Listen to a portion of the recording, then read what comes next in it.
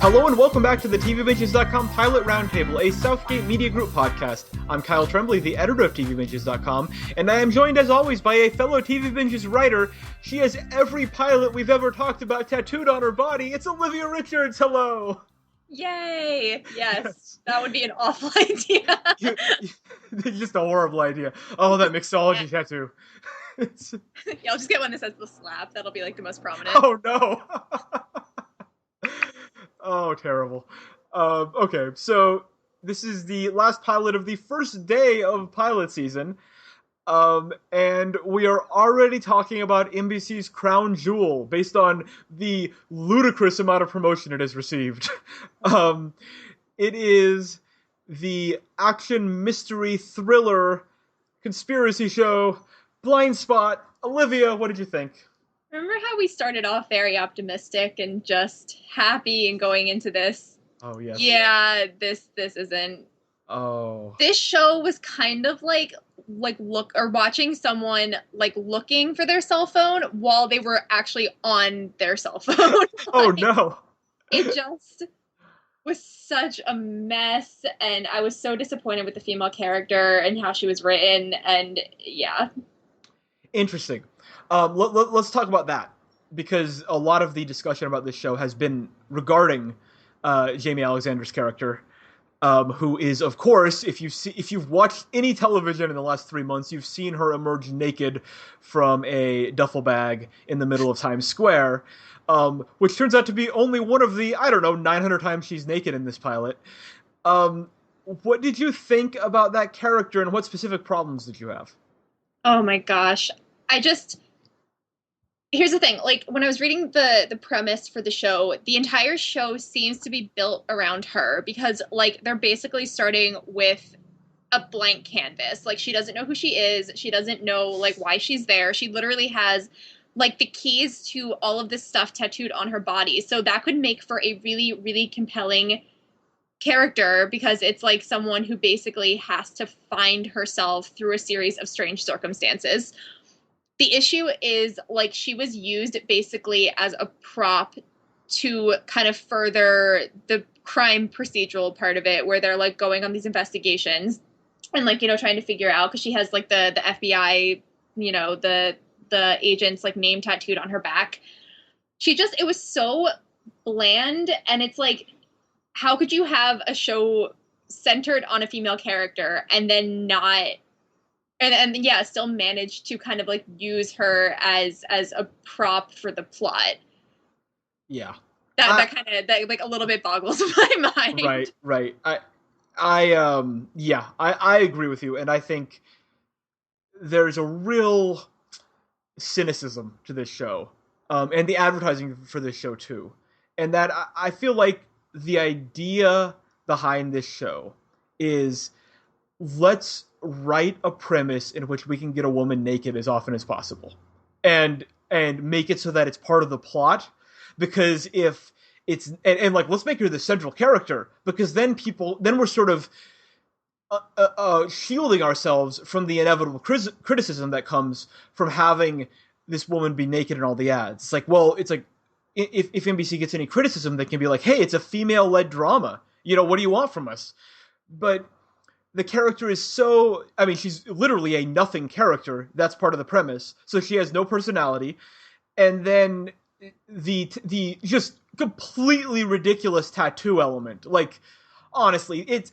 as like, The Blacklist has a stupid premise where there's, like, a terrorist who knows all the other terrorists. The idea that this woman was kidnapped and all the, like, upcoming terrorist plots were tattooed on her body, and, like, the day that they discover her, there just happens to be a terrorist plot that's hidden behind her ear. Like, this is a 10 out of 10 on the dumb premise scale. And as far, in my mind, this premise is exclusively present to give the show an excuse to get her to take off her clothes. Because the tattoos are on her body, so she constantly has to be removing her clothes, to be examined by others, to examine herself and all of that. Like, that to me is like, icky. Like there's an icky element to this show where I feel like the show itself was really only interested in that and was sort of written around that idea. Because sex sells, and they like wanted. This is like a focus group show. It's a show that feels like it was created by a focus group that told NBC that it needs more naked ladies.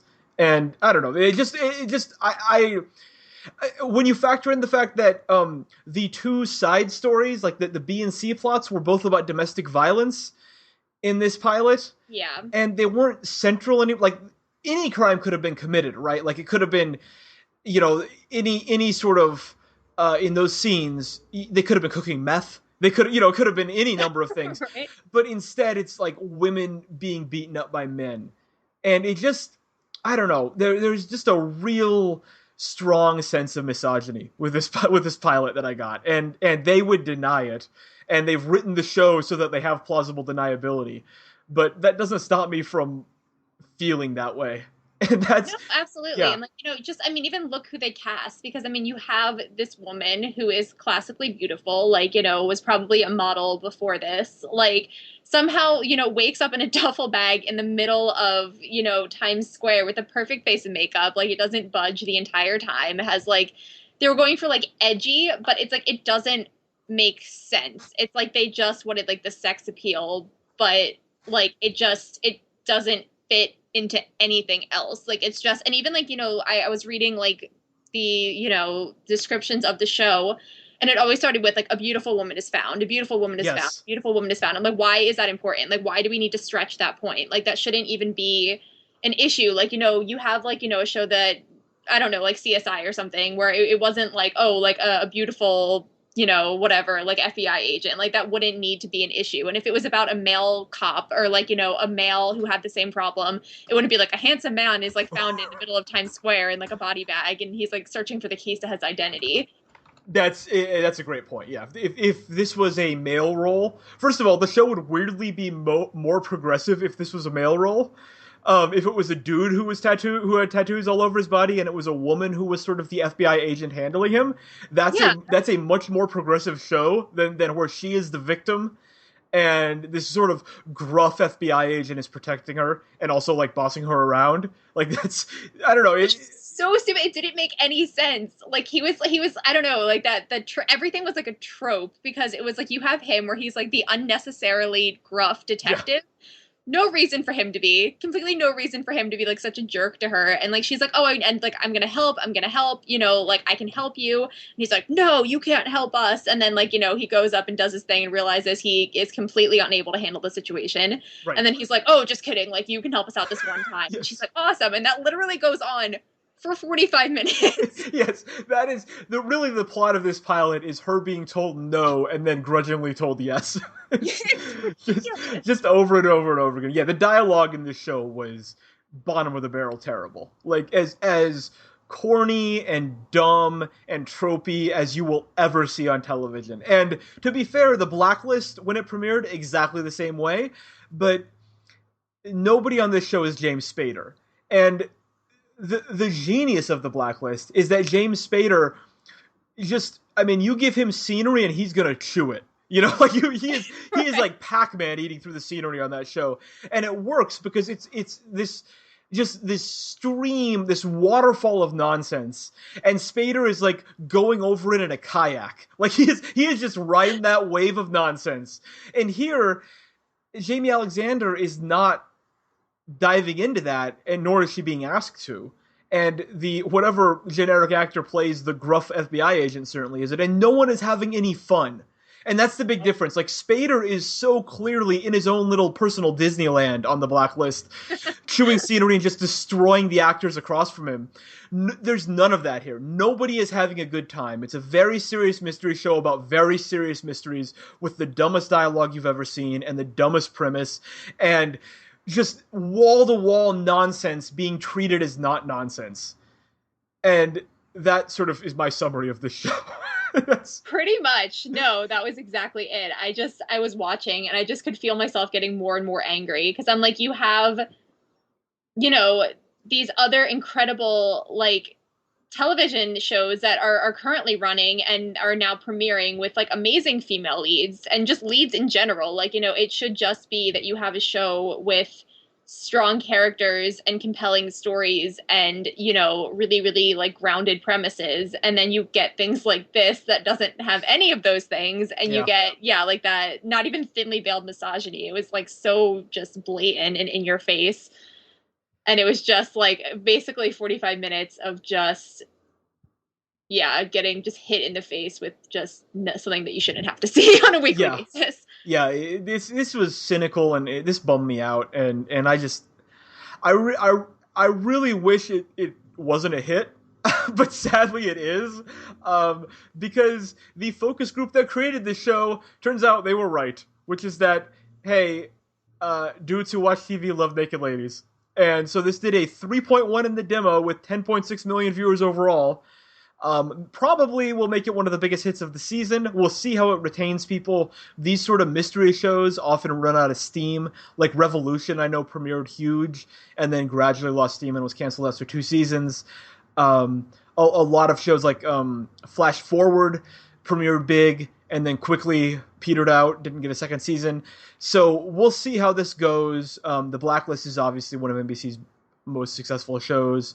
We'll see if this can follow in those footsteps, or if audiences sort of catch on to the fact that they're being sold a very fake version of female empowerment here, and that this is a calculated attempt to play to their baser instincts. So we'll see how that goes. Okay, our new game is Blindspot going to be canceled quickly, last to the end of the season, or get a second season? I need the show to be canceled quickly. There's that part of me. I'm hoping that it only stays on for a little bit and it just fizzles out as quickly as possible. We can only hope, but alas, the reality is cold and cruel, and I think this show is going to go multiple seasons.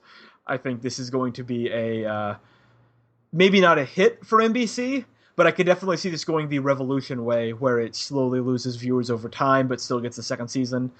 I think I don't think dudes are going to stop liking naked women anytime soon. That's really what it comes down to. That is an accurate statement, right? I just think that's what it's going to come down to. Like, guys are going to watch this show for the reasons that NBC banked on them watching, and that's a bummer. But what are you going to do? I mean, reality is reality, and that's the world we live in. So on that uplifting note, Olivia, thumbs up or thumbs down on Blindspot? Oh, this is 2 big tattooed thumbs down. I'm gonna get thumbs down just tattooed on just somewhere, just to show my disappointment. Blindspot, thumbs down. Tattooed on your bicep. You can beat him up if anyone disagrees with you. Like a sad face. Yeah, this is a 2 thumbs down for me as well. Just for all the reasons we mentioned. It makes me sad for the upcoming TV season, and I wish, I long for the innocence of the other shows I gave thumbs down on Monday night. So I think the question this season is, will I ever give a thumbs up? Because I've watched these trailers and looked at these pilots, and I don't know if I've got 1 thumbs up in me this season. So we're gonna see. We're just holding out hope. Yeah, that's gonna be the big drama of our podcast. So we will be back shortly, since we have a ton of podcasts to record. But until then, you've been listening to the Pilot Roundtable, a TVVidgets.com and Southgate Media Group production. You can listen to all our episodes on iTunes, where you can rate and review us. We'd appreciate that. Or find us at southgatemediagroup.com. Follow Olivia on Twitter at RichardsOlivia, and me on Twitter at KyleLovesTV. Until next time.